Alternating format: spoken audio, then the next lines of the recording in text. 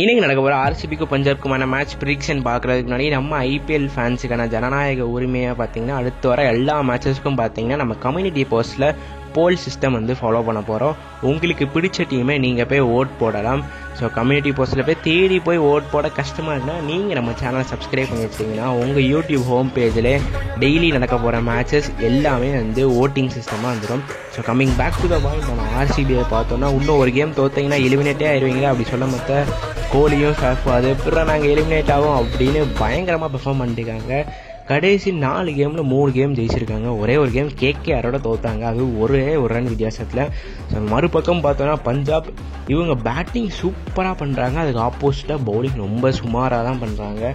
பேட்டிங்கில் பேர்ஸ்டவ் செம்மையாக அடிக்கிறாரு, அதேமாரி ஃபினிஷிங்கில் பார்த்தீங்கன்னா சஷாந்த் சிங் அவங்க எல்லாருமே ப்ரில்லியண்டாக பெர்ஃபார்ம் பண்ணுறாங்க. ஹானஸ்ட்டாக நீங்கள் கேட்டிங்கன்னா ராயல் சேலஞ்சர்ஸ் பெங்களூர் இந்த கேமை ஜெயிப்பாங்க.